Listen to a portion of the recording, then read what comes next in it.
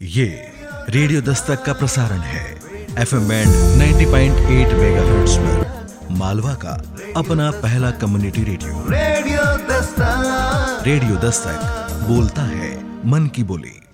नमस्कार दोस्तों, मैं हूं डॉक्टर विनोद बैरागी। रेडियो दस्तक 90.8 FM सुनेगा उज्जैन बढ़ेगा उज्जैन के साथ स्वास्थ्य संकल्प कार्यक्रम के अंतर्गत स्वास्थ्य जागरूकता रेडियो कार्यक्रम को CRA और यूनिसेफ के माध्यम से आज जो स्वास्थ्य संकल्प का भाग उसे प्रस्तुत कर रहा हूं। आज हमारे स्वास्थ्य संकल्प का विषय है कोरोना वॉरियर्स। कोरोना वॉरियर्स यानी कि कोरोना के काल में जो दुर्घटनाएं घटित हुई, उस समय जो योद्धा के रूप में जिन लोगों ने काम किया, ऐसे अनेक योद्धा थे जो अपने बलिदान तक दे गए और हमारे लोगों का स्वास्थ्य बचाने में उन्होंने बड़ी महत्वपूर्ण भूमिका निभाई है। हम आज रेडियो दस्तक के माध्यम से इन कहानियों पर जानने जा रहे हैं आदरणीय श्री संतोष जाट जी से, जो कि डिस्ट्रिक्ट कमांडेंट होमगार्ड तथा SDRF है। SDRF के बारे में बताना चाहूँगा कि यह स्टेट डिजास्टर रिस्पांस फोर्स है, जो कि NDRF जिस तरह से कि नेशनल रूप से कार्य करती है, उसी प्रकार से जो आपदा होती है उनका प्रबंधन और उस पर कार्य करने की जो फोर्स है उसको स्टेट डिजास्टर रिस्पांस फोर्स कहते हैं। और ये जो मध्य प्रदेश में आप इसके प्रभारी रहे और आपने अनेक जगह सेवाएं दी, उनको आज स्टूडियो में हमने आमंत्रित किया है। नमस्कार जाट साहब। नमस्कार बैरागी साहब, आपको बहुत बहुत धन्यवाद रेडियो दस्तक के इस स्टूडियो में मुझे बुलाने के लिए आपका आभार। तो सर, जो कि विषय है हमारा स्वास्थ्य संकल्प के अंतर्गत आज का विषय है कोरोना वॉरियर्स। कोरोना वॉरियर्स का जब नाम आता है तो दो विभागों के नाम प्रमुखता से आते हैं। पहला विभाग है स्वास्थ्य विभाग और दूसरा विभाग था पुलिस विभाग, या जो हमारे सिक्योरिटी डिपार्टमेंट कहें हम, सारे सिक्योरिटी फोर्सेस। तो आप उसमें से एक प्रमुख कड़ी रहे, चूँकि आप होमगार्ड से संबंधित है और सारे पुलिस के कार्यों को सहयोग करने के लिए होमगार्ड सबसे अग्रणी रहता है। और आपका जो डिजास्टर रिस्पांस फोर्स है उसने भी गजब का कार्य किया है और एक अच्छे योद्धाओं के रूप में आपकी फोर्स ने काम किया है। तो मैं उस समय के आपके अनुभव जानना चाहूँगा, कृपया बताइए। बिल्कुल बिल्कुल। ये जो रेडियो दस्तक है इसके सभी सुधी श्रोताओं को मैं सबसे पहले यहाँ नमस्कार करता हूँ। यहाँ वर्तमान में मैं उज्जैन में डिस्ट्रिक्ट कमांडेंट SDRF के पद पर हूँ। होमगार्ड चार्ज भी मेरे पास है। और जैसा कि आपने बताया कि ये जो कोरोना का जो कालखंड था, अब तो भारत सरकार और मध्य प्रदेश सरकार और सभी जनता जनार्दन और विभिन्न प्रकार के संगठनों के सहयोग से हमने कोरोना पर विजय पाई है। लेकिन वो जो दौर था, जो पहला दौर जो कोरोना का जब था, उसके बाद में जब दूसरा दौर आया, इन दोनों लहर जो कोरोना की थी उसमें समाज में इस प्रकार का आतंक था। मैं जब वो दिन याद करता हूँ, पहली लहर के समय मेरी पोस्टिंग विदिशा में थी। मैं डिस्ट्रिक्ट कमांडेंट होमगार्ड और SDRF के रूप में था वहाँ, और भोपाल का भी मेरे पास चार्ज था। स्टेट कमांड सेंटर का चार्ज मेरे पास था। जब मैं भोपाल से जब विदिशा के लिए निकलता था, मैं बैरागी साहब आपको बताऊं कि सड़कें पूरी सूनी। जब बड़े तालाब के किनारे से या लाल परेड ग्राउंड के उधर से अगर जैसे निकलो ऐशबाग की स्टेडियम की तरफ, पूरी सड़कें सोनी, पुलिस का पहरा रहता था और होमगार्ड के हमारे जवान रहते थे, SDRF के जो जवान रहते थे, और सब तरफ नाकाबंदी। क्योंकि हमारी गाड़ी रहती थी इस प्रकार की, उसमें विशेष पास रहते थे। तो फिर जब मैं विदिशा के लिए आगे जब बढ़ता था तो रास्ते में मैं देखता था कि आवागमन के सारे साधन बंद थे, ट्रेनें बंद थी, बसें बंद थी। लोगों को एक स्थान से दूसरे स्थान जाने के लिए कितनी भारी समस्याओं का सामना करना पड़ता था। और मैं जब देखता था कि 50-50, 60-60 साल की महिलाएं अपने माथे पर 20-20, 30-30 किलो वजन माथे पर, सर पर उठाए हुए, और वो जा रही है एक शहर से दूसरे शहर, उनको कोई बिठाने वाला नहीं। गाड़ियां यहाँ तक कि लोगों की खाली जाती थी, लेकिन हिम्मत नहीं पड़ती थी कि उनको अपनी गाड़ी में बिठा ले। मेरे वाहन से जब मैं विदिशा जाता था ड्यूटी करने, मैं भी ये सोचता था कि यार मैं इनको अगर अपनी गाड़ी में बिठा लूं, हो सके मेरे से कोरोना इनमें पहुंच जाए या इनका कोरोना वायरस मेरे में आ जाए। लेकिन चूंकि मैं मास्क रहता था, कई बार जैसे कि मैं ये खतरा उठा भी लेता था। जब मैं विदिशा पहुंचता था तो वहां भी शहर में हाहाकार मचा हुआ रहता था। और जब वहाँ के हॉस्पिटल में जब हम जाते थे दौरा करने के लिए, निरीक्षण करने के लिए, हमारे जो जवान लगे हुए थे, होमगार्ड के जवान, SDRF के जो जवान, कंटेनमेंट जो वार्ड थे उनमें, या जो विशेष सेफ्टी जो रिजर्व वाले जो जोन बने हुए थे हॉस्पिटल के ऊपर तीसरे तल्ले पर, चौथे तल्ले पर, सबसे ऊपर, और कवर्ड एरिया पूरा रहता था। और उस समय तो इतनी जांचें भी नहीं हो पाती थी कि कौन पॉजिटिव है कौन नेगेटिव है। लेकिन जो संदिग्ध जवान थे, जिनको सर्दी खांसी के ऐसे लक्षण है, जुकाम का लक्षण है, इस प्रकार के, तो ऐसे लक्षण वाले व्यक्तियों को जब वहां रखा जाता था तो उनको भोजन देना, उनको उनकी अन्य जो जरूरतें उनको पूरा करना, तो भोजन भी मतलब थालियों से दूर से ऐसे सरका दिया जाता था। और जब वो चौथी मंजिल पर, फोर्थ फ्लोर पर अगर वो रहते थे तो थर्ड फ्लोर तक जाने की कोई हिम्मत नहीं जुटा पाता था। यहाँ तक कि मैं आपको बताऊं कि मेरे जो साथी अधिकारी रहते थे वो मुझसे कहते थे कि तुम इतने खतरा मोल उठा करके और कंटेनमेंट वार्ड के उस बिल्डिंग में जब जाते हो तो आपको डर नहीं लगता? तो मैं कहता था कि जब मेरे जवान वहां ड्यूटी कर रहे हैं, वो रात दिन अलग अलग शिफ्टों में जब वो ड्यूटी कर रहे हैं, और मैं जब अगर उनको हौसला नहीं बढ़ाऊंगा, उनकी हिम्मत नहीं बढ़ाऊंगा, और मैं जब वो जो काम कर रहे हैं वो जब मैं वहां नहीं जाकर के करूंगा तो फिर उनको हिम्मत कैसे आएगी वहां करने? तो ये मैं वहां देखता था। उनके साथ ही में भोजन का पुलिस की व्यवस्था रहती थी, जिला प्रशासन की व्यवस्था रहती थी, वहीं हम लोगों के भी टिफिन आ जाते थे। हम वहीं सीढ़ियों पर बैठ करके भोजन करते थे। और ऊपर जो संदिग्ध जो पेशेंट रहते थे संभावित कि भैया इनको हो सकता है, इसके बाद में उनकी जांच लेबोरेटरी भोपाल में खुली धीरे धीरे, फिर तो प्रकार के किट आ गए। तो सचमुच में वो दौर बड़ा भयावह था। और उस समय जो ड्यूटियां थी होमगार्ड के, चूंकि हमारी फोर्स ही है होमगार्ड संगठन, जिसका मोनो है, आदर्श वाक्य है निष्काम सेवा जी। तो निष्काम सेवा में खतरा उठा करके अपनी जान की परवाह किए बिना समाज की, लोगों की, नागरिकों की जान की हिफाजत करना, ये होमगार्ड का मूल कर्तव्य है। और हम इसमें खरे उतरे। और जैसा कि आपने बताया कि जैसे एनडीआरएफ है, उसी प्रकार से राज्य सरकार ने 2013 में केदारनाथ हादसे के बाद एसडीआरएफ का मध्य प्रदेश में गठन किया। और ये हमारी एसडीआरएफ और होमगार्ड आपदाओं से निपटने के लिए बनाई है।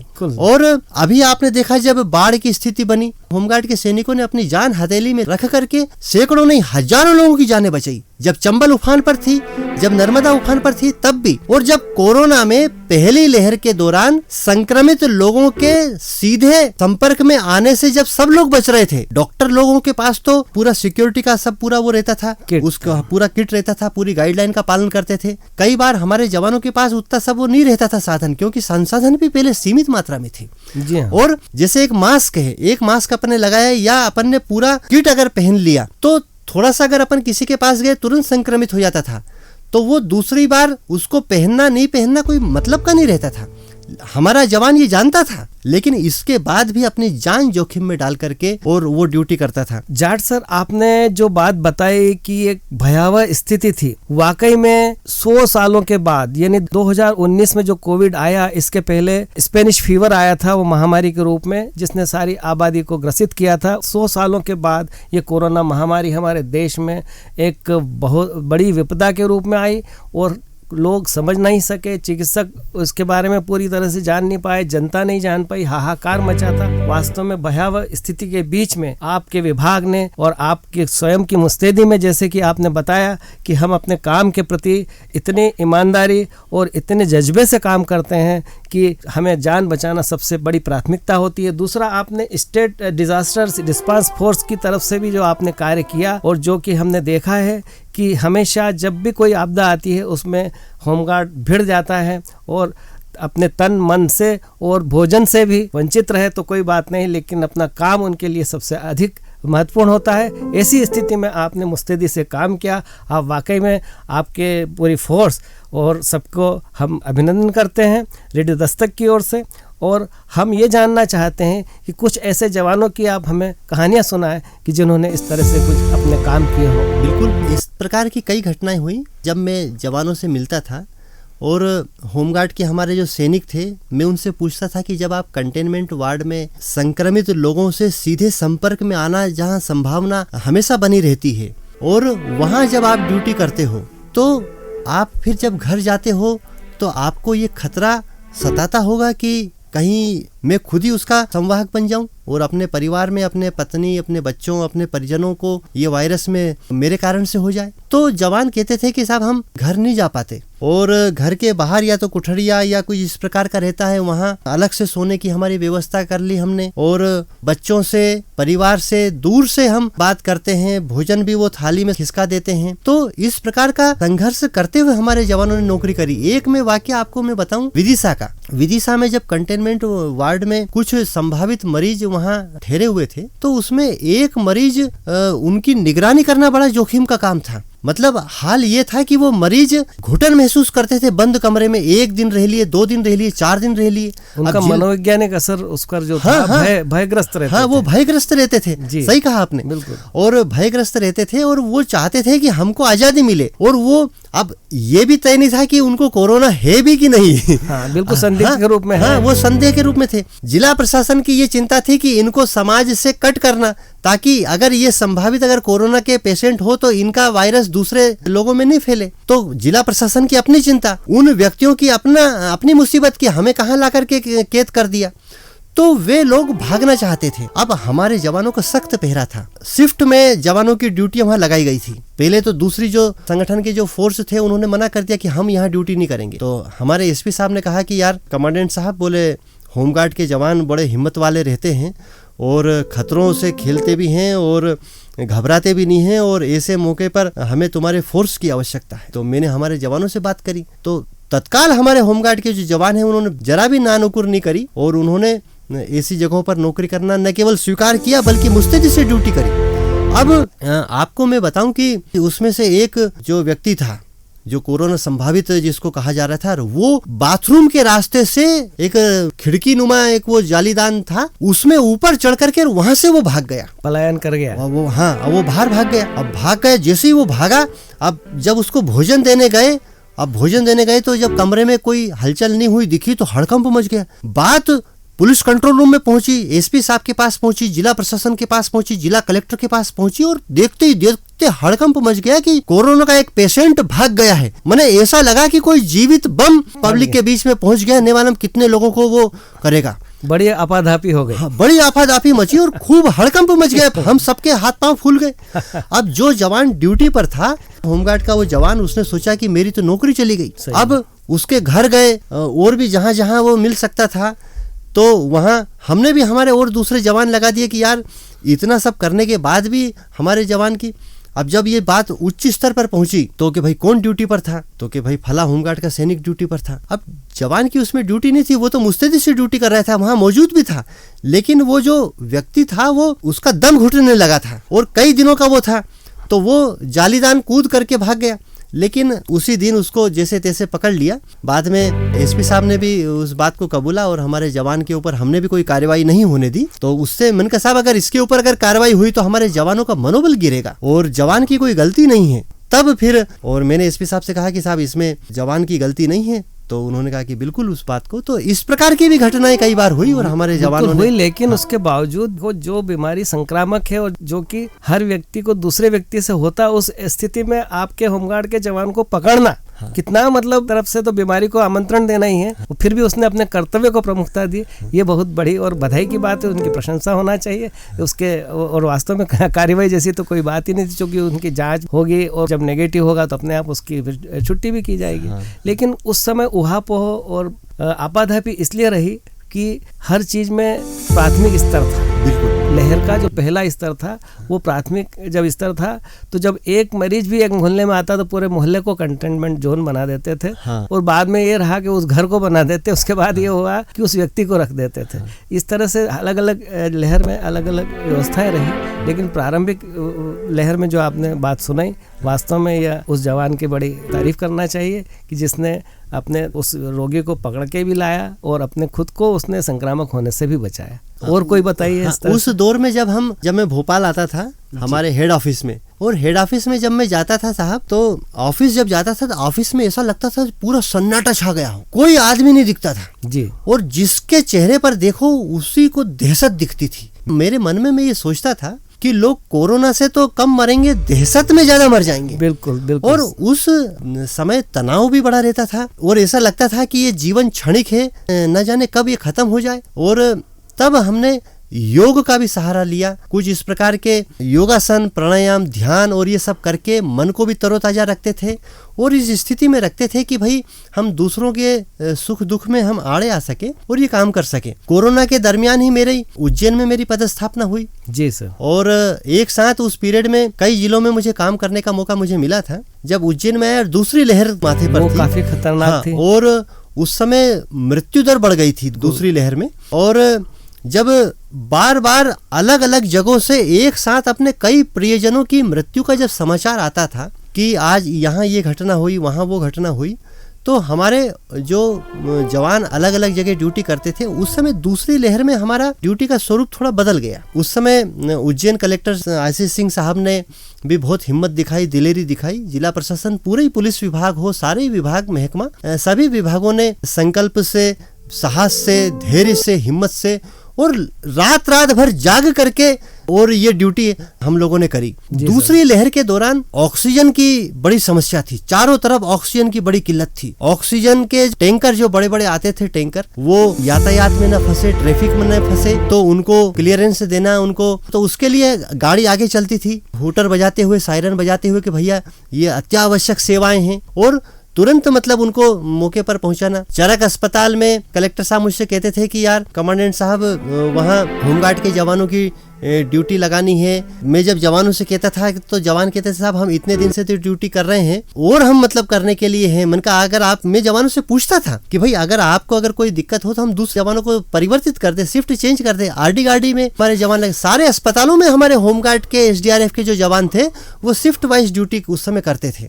डॉक्टरों के बाद में मरीजों के सीधे संपर्क में आने वाले पुलिस, होमगार्ड, हमारे एसडीआरएफ के जो जवान थे ये थे।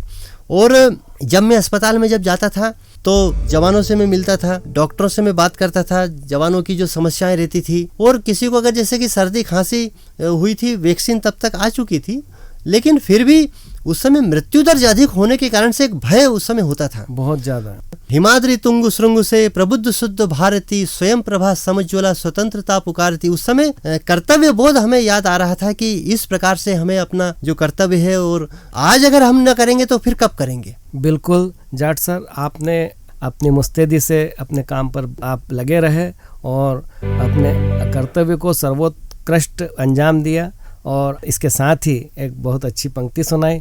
मैं इसके लिए बहुत धन्यवाद करता हूं और अभिनंदन करता हूं, और इस बारे में जो कहना है सुनाइए। उस समय जब द्वितीय लहर थी, द्वितीय लहर के दौरान नागरिकों में भी आत्मबल था, उनमें भी हिम्मत थी। और उस समय हमारे माननीय प्रधानमंत्री जी ने जो नेतृत्व प्रदान किया, जो ऐतिहासिक काम हमारे माननीय मुख्यमंत्री जी के नेतृत्व में जो राज्य सरकार ने जो बीड़ा उठाया, और चिकित्सा सुविधाएं, आवश्यक संसाधन, ऑक्सीजन की सप्लाई, वैक्सीन, राशन की व्यवस्था, वैक्सीन की व्यवस्था, सारी जो दवाइयां थी उनकी व्यवस्था, तो ये सब जो किया तो ये काबिले तारीफ था। और इसी कारण हम कोरोना की द्वितीय लहर पर हम विजय पा सके। और उसमें न केवल, मैं ये नहीं कहूँगा कि मैं होमगार्ड का डिस्ट्रिक्ट कमांडेंट हूँ तो केवल हमारे होमगार्ड के जवानों ने काम किया, उसमें सभी विभागों ने, एक मध्य प्रदेश शासन ने एक टीम वर्क के रूप में काम किया जी। और जिसको जो जवाबदारी मिली उसने वो निभाई और बखूबी निभाई। अनेक स्वास्थ्य स्वयंसेवी संस्थाओं ने भी कार्य किया। हमने आयुष विभाग जो था, आयुष विभाग ने उस समय औषधियाँ, काढ़े और ये सब बांटे। हम लोग भी काढ़ा पी करके और ड्यूटी पर आते थे। उस समय गिलोय खूब चली थी कि गिलोय की गोलियां, गिलोय घनवटी, तो गिलोय को हम देसी भाषा में गुड़बेल कहते, कड़वी जो दवाई थी, तो उसको घोट करके और उसको पीते थे और वापस अपने कर्तव्य पथ पर लग जाते थे। अस्पतालों की ड्यूटियां देखते थे कि भाई किस प्रकार से क्या व्यवस्था। मरीजों में बड़ी आपाधापी थी, उस समय अस्पतालों में बेड नहीं मिल रहे थे, इसलिए अस्पताल के सामने कानून व्यवस्था बनाना एक चुनौती हो गई थी। और बैरागी साहब, आपको मैं बताऊं कि उस समय डॉक्टरों ने भी बड़ी हिम्मत का काम दिखाया, और सारे डॉक्टर, कंपाउंडर, उन लोगों ने, स्टाफ के लोगों ने, नर्सों ने, और उन लोगों ने बड़ा बेहतरीन कार्य किया। और आज भी हम देखें कि दुनिया में अनेक ऐसे देश हैं जिनमें, कई देशों में अभी लॉकडाउन की हमें खबरें आई, कंप्लीट लॉकडाउन लगा दिया, जिसमें चीन भी शामिल है। अन्य यूरोपीय कंट्रियां हैं जिनमें लॉकडाउन लगा दिया था अभी वर्तमान में, लेकिन हमारे भारत में आज पूरा देश खुला हुआ है। लाखों की भीड़ अलग अलग जगह पर जमा हो रही है। अभी सारे स्नान उज्जैन में क्षिप्रा नदी के किनारे, मोक्षदायिनी अमावस्या, मोक्षदायिनी नदी हमारी, और पितृमोक्ष जो अमावस्या उसका हमने किया। लेकिन ये हमने हमारी संकल्प शक्ति, हमारा अनुशासित जीवन शैली, हमारा योग और हमारे आसन, ध्यान, प्राणायाम, हमारा भोजन, जो संतुलित आहार, वो सब हमारे नागरिकों की संकल्प शक्ति और जो विवेक जो नागरिकों में जो हुआ, उसी का ये परिणाम था कि हमारा देश भारत दुनिया के सामने मतलब एक उदाहरण के रूप में हुआ कि देखो कि भारत ने कोरोना को जीत लिया, कोरोना के ऊपर विजय पाई, और वैक्सीन हमने दूसरे देशों को दी। मतलब ये पहली बार ऐसा हाँ, हुआ कि हाँ, हमारे देश ने वैक्सीन बनाई हाँ, और दूसरे देशों को हाँ, भी दी और अपने देश को भी बचाया। अपने देश को भी बचाया। और एक बात और मैं बताऊं वैरागी साहब सर, कि हमारी जो भारत सरकार ने कितने मतलब ऐतिहासिक और साहसिक निर्णय लिए। हमारे भारत सरकार ने जो वैक्सीन दूसरे देशों को दी, तो जो समृद्ध देश थे, जो बलशाली देश थे, उनको तो हमने दिया ही दिया, उन्होंने मांगा भी हमसे। लेकिन जो गरीब देश थे, जो वैक्सीन नहीं बना सकते थे, तो हमारे माननीय प्रधानमंत्री जी ने उन देशों की भी कमी पूरी की और उन लोगों को भी वैक्सीन दी, उनको निःशुल्क प्रदान। हाँ, उनको निःशुल्क प्रदान की। ये सबसे सही कहा, मानवता की भी मिसाल। हाँ, ये मानवता की मिसाल हमारे देश ने हमारे प्रस्तुत देश करी। की सभ्यता और संस्कृति के अनुसार हम जितने उदार हैं, और उसमें हमने ये भी एक उदाहरण प्रस्तुत किया। और इसके साथ ही हमारे कर्तव्यशीलता की भी मिसालें आपने बताई सारी। और इस तरह से हमारे देश में, हमारे प्रदेश में हर व्यक्ति ने हर स्तर पर जो मुस्तैदी दिखाई। हालांकि हमने अनेक अपने नागरिकों को उस दौरान खोया, वो हमारे लिए बड़ा दुखद पल भी रहा। लेकिन यदि इतनी बड़ी आबादी में इतनी मुस्तैदी से हम काम नहीं करते, इतने विभाग सब एक साथ काम नहीं करते, तो इस महामारी का जो रौद्र रूप हमने अन्य देशों में देखा, ऐसी परिस्थिति हमारे यहाँ आ सकती थी, लेकिन हम उससे उबर गए। हालांकि अब बहुत कम प्रतिशत अब कोरोना का असर है और अब लोगों में भी वो भय समाप्त हो गया है। और ऐसी इस तरह से कर्तव्य की मिसाल के रूप में आपके विभाग ने, आपने और हर जवान ने जो कार्य किया, वो वास्तव स्तुत्य है, अनुकरणीय है, वंदनीय है, अभिनंदनीय है। बिल्कुल। और उस समय जब मैं आपको बताऊं कि जब हमें ये खबर मिली कि मध्य प्रदेश के माननीय मुख्यमंत्री जी को स्वयं कोरोना हो गया, वो खुद अस्पताल में एडमिट है, और अस्पताल में कोरोना पीड़ित होने के बाद अस्पताल में एडमिट होकर उन्होंने शासन के सूत्रों को संभाल करके रखा, चलायमान रखा, पूरे प्रशासन को गतिशील रखा। और उन्होंने वहीं से शासन सूत्र, ये नहीं कि वो निष्क्रिय हुए, उन्होंने और अधिक सक्रियता से अपना कार्य संभाला, सारी व्यवस्थाएं देखी, और विपरीत परिस्थितियों में उन्होंने धैर्य, साहस और हिम्मत से मध्य प्रदेश शासन का नेतृत्व किया। तो जब हम उनकी तरफ देखते थे कि जब माननीय मुख्यमंत्री जी को स्वयं कोरोना हो गया और कोरोना के बाद जब वो इतनी हिम्मत से मैदान में डटे हैं, तो हम क्यों नहीं ये कार्य करें। हमारे जवानों ने देखा, हमारे डॉक्टरों ने देखा, और द्विगुणित उत्साह के साथ हम मैदान में डटे रहे, और उसी का ये प्रतिफल था कि हम इस बीमारी को, इस महामारी से हम मुकाबला कर पाए। बिल्कुल सही बताया जाट सर आपने। और मैं इस अवसर पर आपसे रेडियो दस्तक की ओर से हमारे श्रोताओं को जो संदेश देना चाहते हैं, कृपया अपना एक संदेश दीजिए। वो कहते हैं, जननी जन्मभूमि स्वर्ग से महान है, इसके वास्ते ये तन है, मन है, प्राण है। तो जननी जन्मभूमि जो हमारी मातृभूमि है, उससे बढ़कर के कुछ नहीं है। हमारी जो मानवता की जो परंपरा है, हमारी जो ऐतिहासिक सांस्कृतिक की जो विरासत है, हमारे ऋषि मुनियों की जो ये भूमि है, उसमें दूसरों की सेवा को सबसे बड़ा धर्म माना गया है। और हमारा होमगार्ड विभाग, हमारा SDRF विभाग, हमारे महानिदेशक महोदय के नेतृत्व में आज यह ड्यूटी, यह कर्तव्य का जो पालन है, ये बखूबी कर रहा है। इस बात का मुझे बहुत संतोष है।